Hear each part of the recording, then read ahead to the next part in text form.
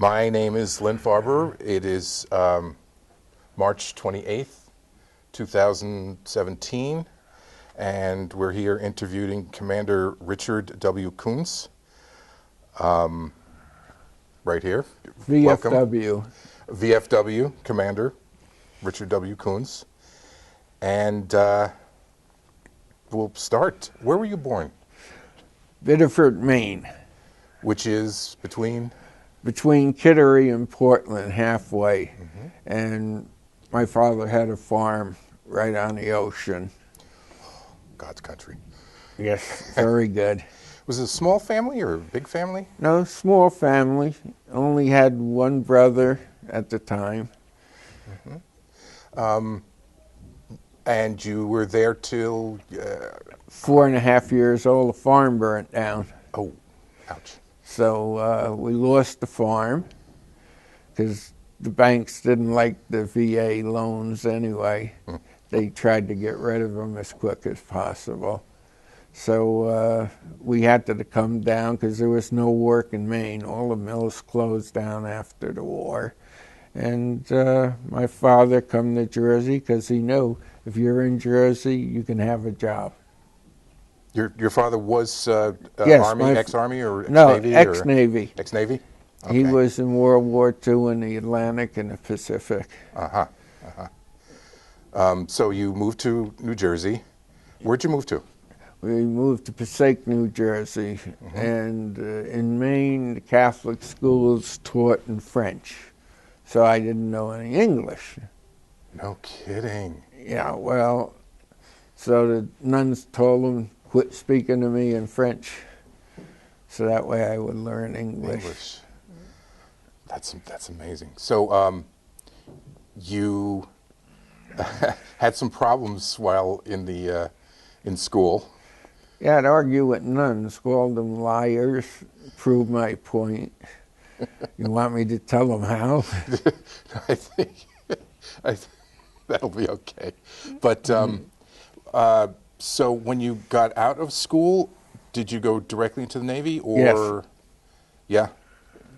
Did they volunteer you to go to the Navy, or you chose to? No, I chose to. I had to have both of my parents sign because my 17th birthday was on Sunday. Monday morning, I was in the Navy. Wow. Amazing. Okay, you. Where did you go for training? I went to Great Lakes. At the time, they had spinal meningitis in San Diego. So they closed down the training center in San Diego. Mm-hmm. And all of the trainees were going to Great Lakes. So that was about 63? 63, right. July of 63. Mm-hmm. And was there any specialty that you developed there in while training? No, you don't train for specialties in boot camp. You just learn what the Navy is, mm-hmm. how to maneuver in it, how to get around in the military. Right. And then you went to a station and did what you had to. So where did you go? Well, my first duty station was in Pensacola, Florida. It was the Naval Communication Training Center. What the locals on base used to call it was the Diddy Chasers. The Diddy Chasers. That communications. Oh, no kidding. All of the students there would sit down in chairs and talk to one another in dits and dots. And you're kidding. If you were ship's company like me, you didn't know the dits and dots and you didn't care about them. And that was Corey Field? Corey Field, Pensacola, Florida. So did you develop any specialty there? Nope.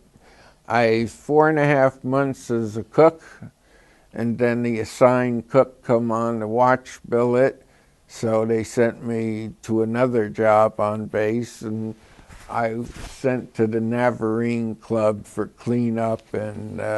That's the 4.5 months? 4.5 months, and then I was doing so good in the Navy because I didn't have any money, couldn't go any place, couldn't go out and get drunk. I was too young. And I didn't have no trouble with drugs or shore patrol or anything like that. And I was one of the few guys on base that was suitable for overseas land duty. Which was? 2 years in Bermuda. They called me up to the office and says, usually you go up 3 months before you transfer, and they tell you where you're going and what's going to happen and stuff like that. And they're telling me, how would you like to go to a tropical island? Good. How would you like to live on an Air Force base? Air Force Base, that's like a country club compared to the Navy. Everything's getting good, and then I looked at the guy and says, what's the hook? What's the hook? Exactly. You got to be gone Friday. It took me a week to check out of the base. Jeez. So I was gone Friday. Wow. So you, and you headed down. Did you go down to, let's say, did you go directly to the air base, or did you go No, to? I come home for leave, and then I uh, went to the air base. So in other words, it wasn't like to South Carolina or North Carolina No. and then west. No, I come up to New York, stayed a week and a half at home, Right. and then I transferred down to Bermuda. Mm-hmm. And that was Kinley Air Force Base. I get it Right. Yes. And what did you do there?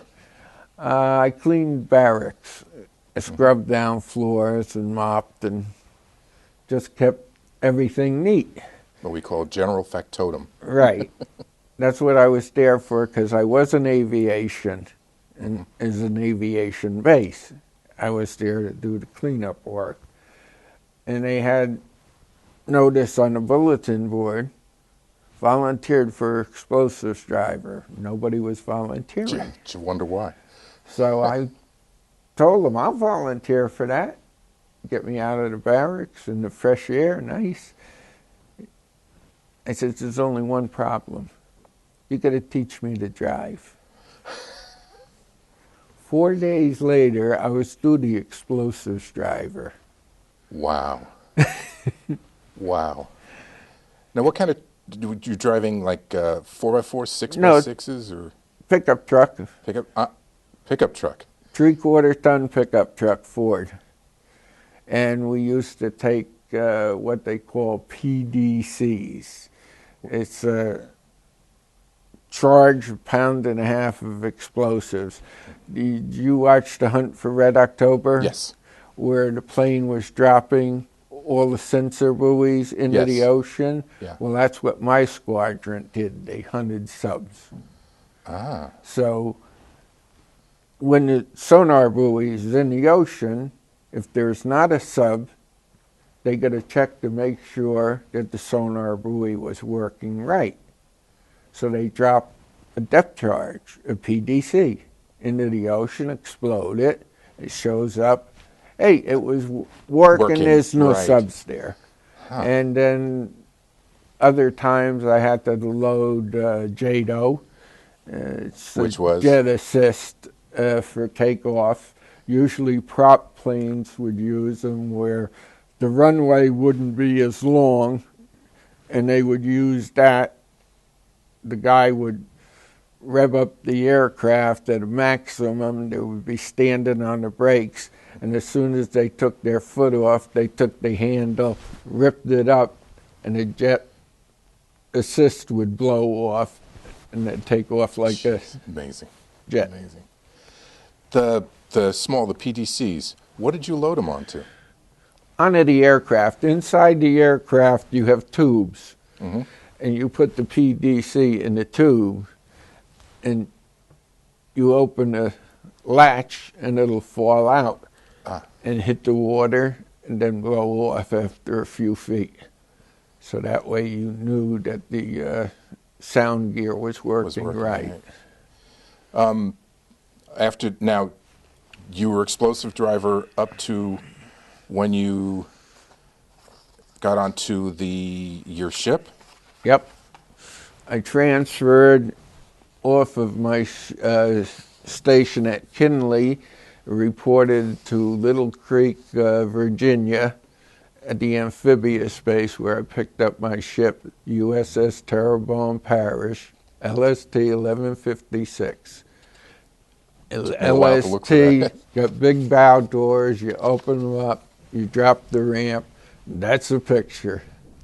Gorgeous. And I stayed on that for 11 months. And I was in 2 wars in those 11 months.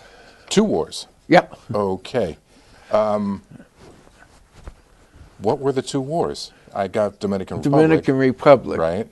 Well, officially we weren't at the second. Ah.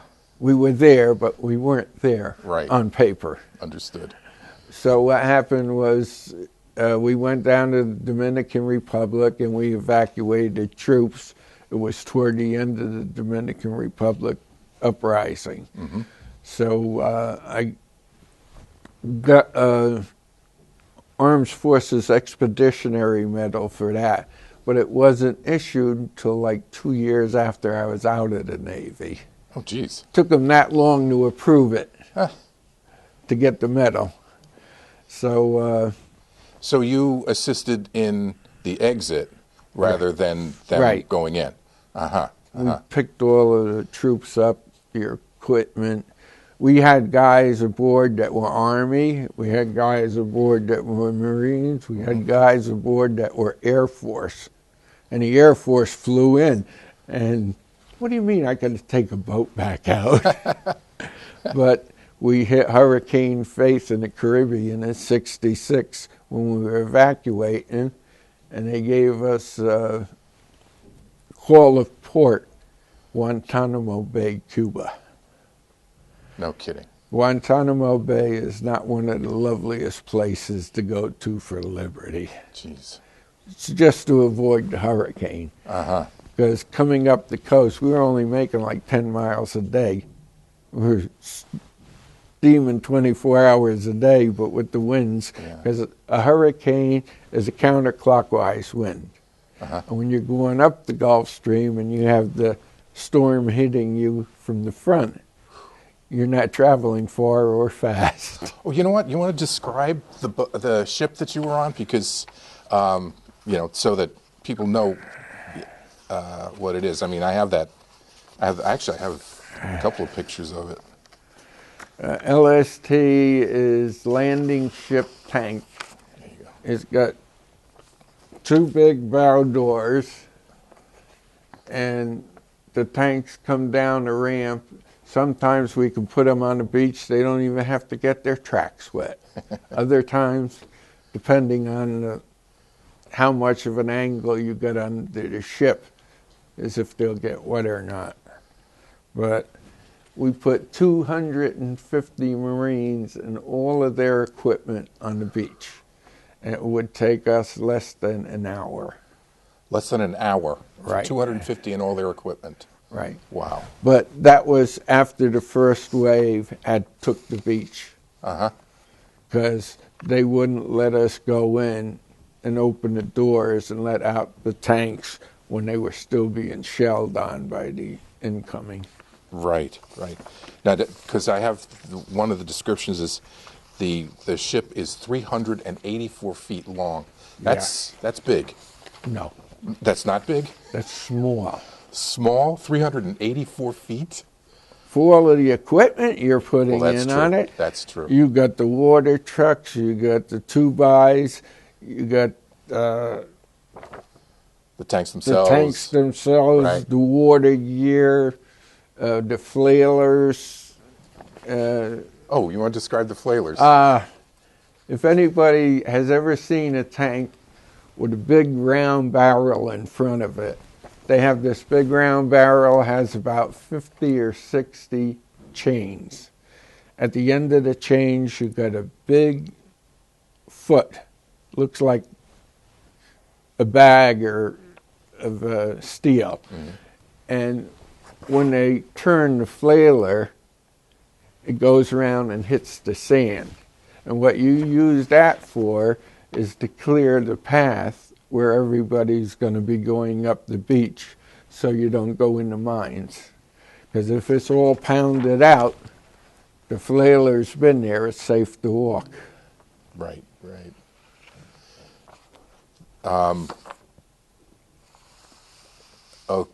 Okay, now you took the Marines out and you left and you hit the, you were in Guantanamo Bay. Yeah, the hurricane, then we went into Guantanamo Bay. We actually seen a USO show there. No kidding.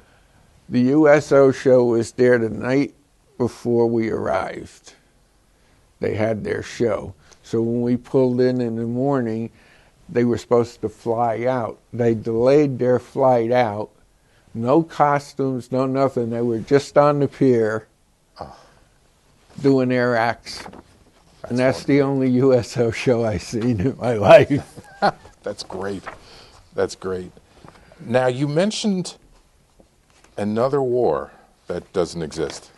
Yes, the Jewish-Arab War in '67, June.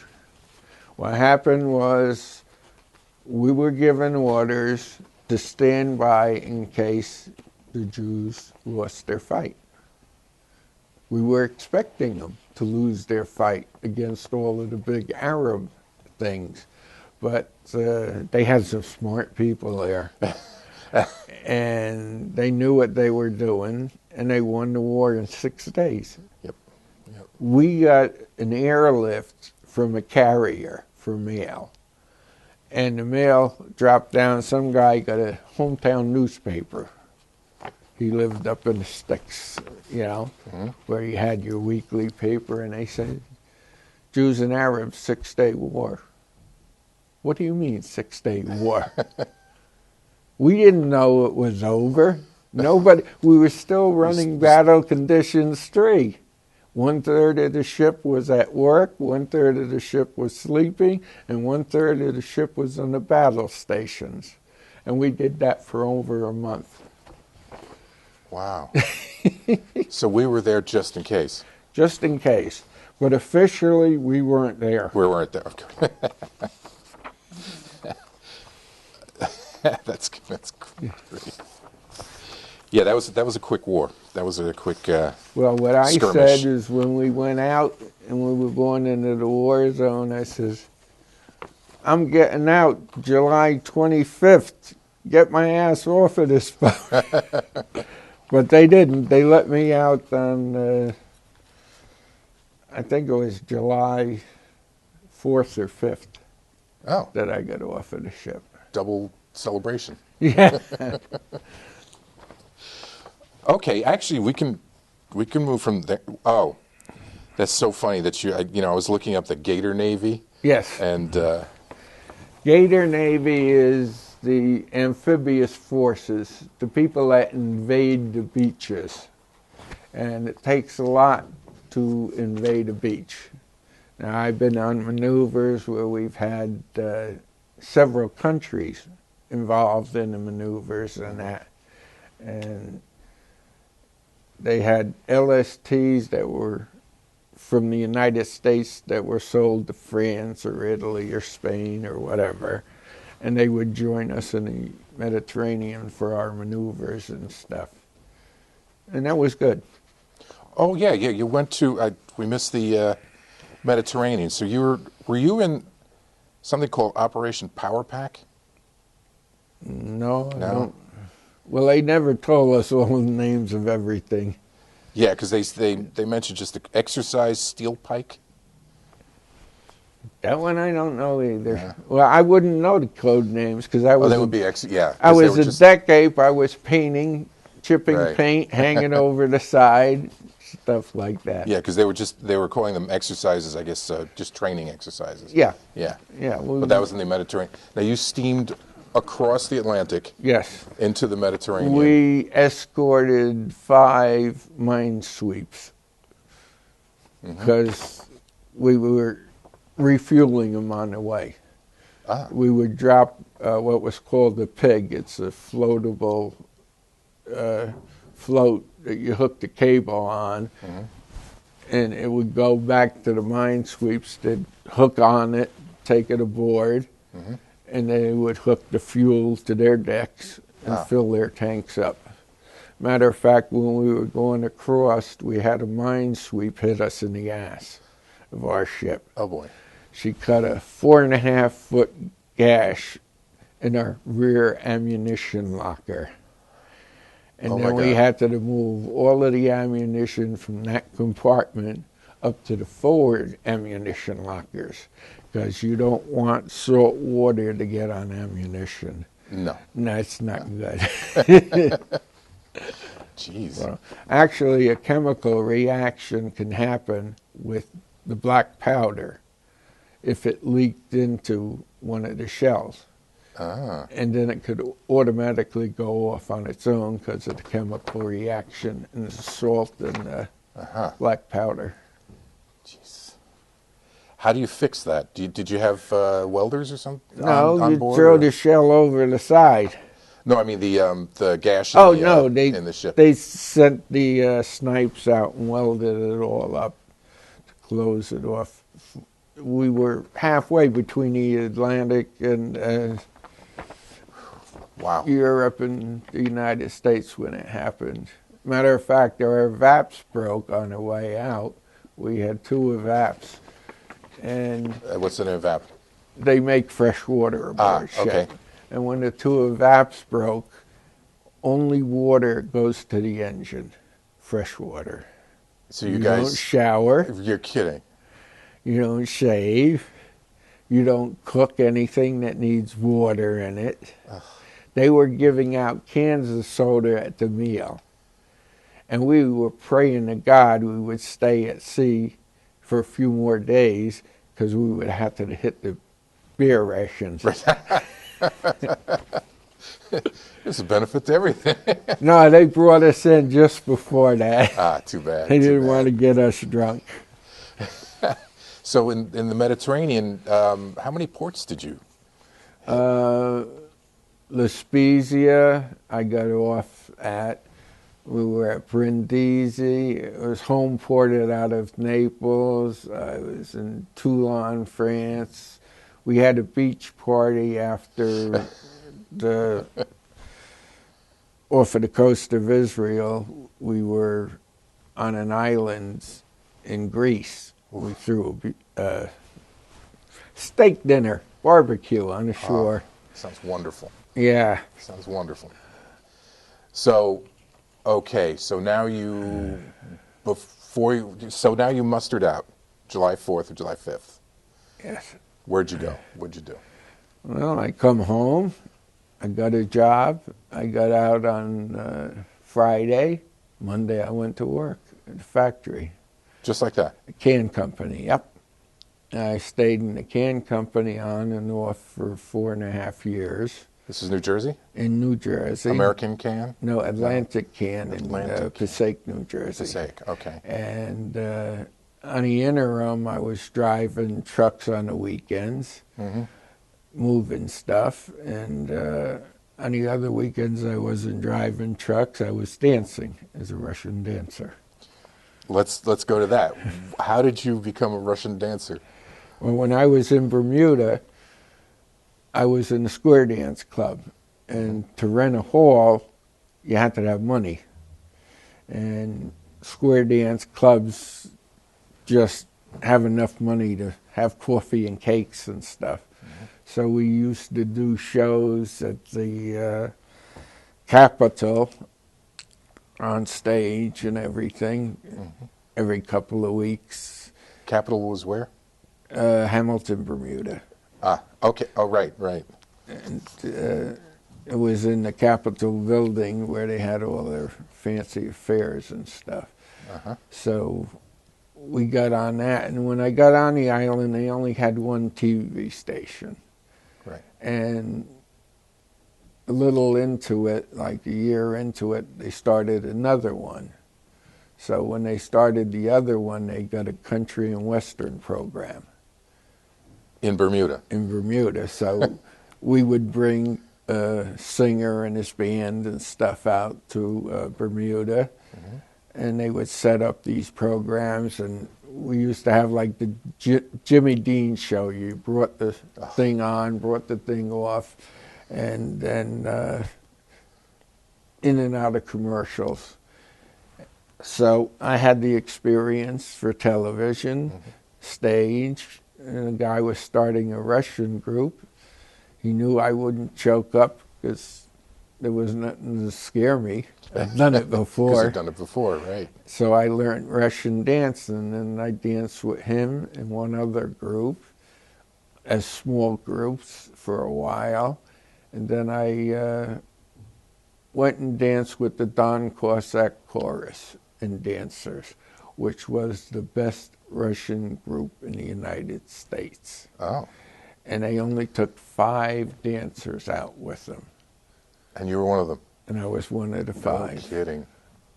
So. Now, what year was that? That's 69, 72. Uh-huh. And I was dancing a total of 5, 6 years. So you're working at the can company, driving trucks, and dancing. Yeah. I always That's a full did 3 plate. time. That's a full plate, definitely. Did it all my life. But I had a little Russian woman. She was a prima ballerina from Kiev, Russia. Wow. And she used to teach me to dance. Mm-hmm. So I lived at her house. So when I was living at her house, we built a complete dance studio in She was a in cellar. Passaic also? Or? In Passaic. Uh-huh. And she used to teach little kids how to dance, the Uh-huh. ballerina stuff. Right. And when you're a ballerina in Russia, a prima ballerina is addressed as Madam. Uh-huh. So, Madam Irene. The only thing I ever known her as, Madam Irene. Right. So whenever somebody, where do you live? I live with Madam Irene. They thought I was in the whorehouse. I've been in a few of those too, in the Navy. Okay, and you move on, you VFW? Yes, I got married, and then I got divorced, and I joined the American Legion for being in during wartime. Right. Is their regulation. You don't have to be in during a war or at a war. But it's wartime. Wartime. Yeah. So I was the senior vice commander of the Post 249 here in Lake Hiawatha. Uh-huh. And I was opening service jackets for guys, getting their DD-214s, getting their You want to medals. explain DD-214? Because DD-214 is a history of what you did in the military. Mm-hmm. You entered, you went here, did this, went here and did that, went here and did that, and then you got out. So I had my DD-214. Mm-hmm. The other guys would lose them, or fire in the house or whatever, and they would need them to join and stuff. And when I was filling out the paperwork for the medals, I says, they owe me the National Defense Medal. Oh, right. So I wrote Yes. them a letter, give me the National Defense Medal and whatever else you might owe me. 2 years later, I get 2 little boxes in the mail with my medals. 2 years later. Yeah, it took them 2 years to get the paperwork certified and get medals to me. But that's the way they are. They're slow in the government. Yeah. Isn't that the truth? and so you've been, you became a commander. Well, no, I was in the American Legion. When I got the sorry, 2 medals, one Sorry. of the guys at the American Legion leaned over my shoulder and said, that one will get you in the VFW. Oh, okay. And Sorry, then I I didn't get joined the VFW. that. Right. Now I've been a member of the American Legion for almost 30 years. I've been a member of the VFW for only 20 years. Only. And the first time I was commander was in 1998, 1999. That was the 100th anniversary of VFW. Uh-huh. And commander this year, and I was commander last year, and I'll probably be commander next year. Is it voting or? Yeah, it's you're voted Yeah, in, yeah. but nobody wants to do the work because there's a lot of work to it. Oh, yeah, I imagine. Because you were doing the footwork for the D-214s. That must have been a pain. Oh, yeah. You just fill out the letters, you send them out All to... those forms and they're, you know. Well, there's different places, like Air Force you send to one place, Army you send to another, Navy you send to another, Coast Guard you send to another. You're good with paperwork. I'm impressed. I went to Catholic school. Only to the 8th grade. But you know what?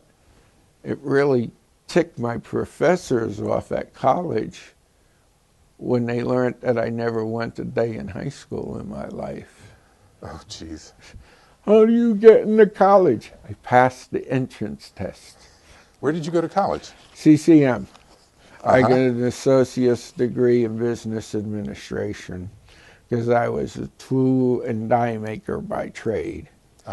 And I worked in government plants for military stuff. I made parts for the F-14, 16s, 18s, Harrier jump jets, communication systems, and communication system for the shuttle. Yeah, there were no CAD cams then, or no CNC. Oh, no. This was all back handmade. when you were hand bent over on the machine. In the VFW, I also belonged to what they commonly call the cooties. Cooties. Can you explain that? Because I've heard of it. In World War II, Yeah. World War I, I'm sorry. In World War I, the people were in trenches and everybody had cooties. They're a little bug. And Right. it'd fest in your hair and your leggings and your clothing and everything else. So when the war was over, the VFW wanted a group that would just be to go to the hospitals and work on parties, ward parties for the disabled vets. So what we do in my pup tent is, instead of a post, it's a pup tent for cooties. In my pup tent, we go down, every post in the district would have to support one party a month. Generally a bingo party or a Christmas party, whatever the party was. And the party would be at the post itself? No, No? it would be at Lions Hospital. Oh. Because we work out of Lions. Now, Okay. other groups all across the state are at all the other places. If you want to describe Lions Hospital, because, I mean, I know what it is. All right. Lions Hospital is a VA hospital in central New Jersey, right next to Bernardsville. And that's where we go to get treated. I go there myself. We get our medications there, our examinations, and I had a back problem with a pinched nerve, and they sent me down to East Orange. East Orange determined what had to happen to me, and I needed an operation on my back. So they says, you got one or two choices. You got to go to Philly, or you got to go to New York, where they do the operation. So I went to New York. Right. I get in, getting ready for the table to be transferred, and the doctor says, we got something brand new we're going to try on you. Never been tried before. Uh-oh. I says, all right, doc, if it messes up and it don't work right, tell me you're going to go back and do the right thing. Make it not hurt, because I couldn't even walk a half a block. Ooh. I was in such pain. And they operated on my back, and they had a piece that looked like a jigsaw puzzle. Okay. They cut my back open, slid it in, and popped it in between the bones where it pushed the bones out. The discs. Took the pressure off of my sciatic nerve. Ah. And I woke up the next morning, had to go to the bathroom. So what do? I get out of bed and go to the bathroom. Nobody's around, no nurses or nothing, so I get dressed. Then I walk in the corridors. Didn't feel a bit of pain at all. No like pain. Nothing ever was wrong with my back. Amazing. The nurse comes in, "What the hell are you doing out of bed?" I said, "I had to go pee." Then I got dressed. Then I walked around. They actually operated on me at 4:30 in the afternoon, and I was out of the hospital before 12 o'clock the next day. That's a successful procedure. Operation. Yeah. Now, the hospital in New York, that was a military hospital? Yes, it was a VA hospital. New York City? Yep. It was on the west side on 34th Street. Uh-huh. Is the VA hospital. What's the name of it? I've never... I don't know. I just tell 34th Street, the VA hospital. The taxi drivers all know them. But the VA has treated me fabulous. The way I got into the VA is I had a stroke, and I lost all my money paying doctors, and I was eating $1,200 worth of pills a month. Wow. And I got down, I had less than $2,000. I couldn't pay my bills. Then the VA picked me up as a veteran. Uh-huh. So that's how I got into the VA system. Now, when you mustered out, did they tell you that you had these benefits? They mustered you out, and they says, if you were in a war zone or got shot, you were eligible for the VA. If you got tore up during conflict. But if you fell off of a ladder, that didn't count. It didn't count. But I wasn't hurt when I was in. Right. So that's why I never even thought of the VA. Uh-huh. I had $20,000. I was going to buy a brand new Jeep when I had my stroke. Jeez. And in less than a year, that $20,000 was gone. That's rough. That's rough. But the VA did you good. The service officer for my post here in Parsippany is the state service officer. Oh. He's the one that gets your paperwork, make sure it's filled out right, and make sure you get your medical coverage that you need. His name is Bernie McElway, and he's one of the best guys in all of New Jersey for the VFW. That's great. That's great. Now, do you, in reflecting back of your military days, do you have anything to impart to people? To, you know, if you have any recommendations or red flag, best experience of your life. They'll teach you stuff that you never thought you could do. They'll also teach you how to act and react without thinking. And that's helped me plenty of times with almost not getting blown up. Oh, jeez.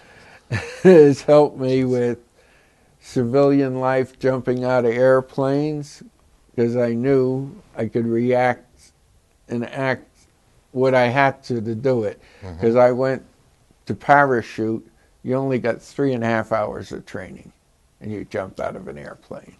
3.5 hours. And it was none of this, you're strapped to another. You went out the door by yourself back then. But I had the guts to do it. I always wondered, I had 3 years in naval aviation of my 4, and I never had the opportunity to jump if I would step out of an airplane. Right. And when I hit ground, it felt so good. I got on the next plane up and jumped again. Wow, that's great. That's great. Now, where was that? Lakewood, New Jersey. In Lakewood? Yeah. Yes. It's a civilian operation, so they don't kick you out of the plane. Okay. But it's definitely a positive experience, and they do teach you Oh, yeah. discipline. As I say, if you can't act and react, Sure. and when you learn stuff and hear stuff, if you lose it in the back of your mind, don't go jumping out of airplanes. Because you have to have every bit of your awareness focused on, I'm not going to get killed today. But it's fun. Yeah, that's one thing that I'd love to do, and I miss doing that. But Well, now I you think I'm can too old. strap up with a guy. Yeah, You don't even have to worry about it. He steps out with you. at my weight, I'd probably drag him down, but No, But- they make the chutes good enough to hold you. But the most fabulous feeling you'll ever have is sitting up there, looking up. You got that big, beautiful parachute open above you, and you could see 4 states. wow, Well, you I'm going. That's it. I'm going. you jump at 2,500 feet, Uh-huh. because generally for civilians, that's about the lowest they'll drop you. Right. For the simple reason they want you to get down safe. How old were you when you did it? Like 24. Oh. Okay. I did a lot of stuff. I got a fish hanging over my bed I caught down in the Bahamas. It was the first fish I ever had mounted. Uh-huh. It was called a wahoo. Oh. It's wider than my bed, and they can spit a hook in a second. It took me a half hour to get him to the boat. Good eating too. Well, no, I mounted him. Ah. Cost me $1,200 to ship it to the United States. No kidding. Have the taxidermist make it up, and then ship it up to New Jersey. Jeez. But I knew it was the last time I was going fishing. You don't fish down to the shore? No, I got myopathy in my hands and feet from my stroke and stuff, so I can't even. I had to give up my boat, my canoe, and everything. Oh, that's a So I shame. fish from the shore now. Yeah. I'm made there a you go. little kid again. But it's good. That's great. That's great. And VA is still taking care of you. Still taking care of me today. Right. I don't even have to go down there for my prescriptions. I call it in on the telephone, and they mail it right to my house. Wonderful. Wonderful. You couldn't ask for better than that. No, absolutely not. And Okay, well, okay, for the kids out there, you would recommend? I would recommend you go to Scouts. You learn what the country's about, respect it, know it. Watch a lot of these movies from the war movies, because they don't tell you this stuff in high school no more. They don't tell you in grammar school. They just say, we got veterans. We have Veterans Day. Yeah, We have that's true. Memorial Day. Go watch Hacksaw Ridge and find out what or why we got it. You watch the Band of Brothers and stuff like that. Yeah. Because these were people that truly deserve our respect. And And so do you. don't try and talk to them about the wars if they don't want to. You don't want to speak to your wife about what you've gone through. You don't want to speak to your children about what you lived through.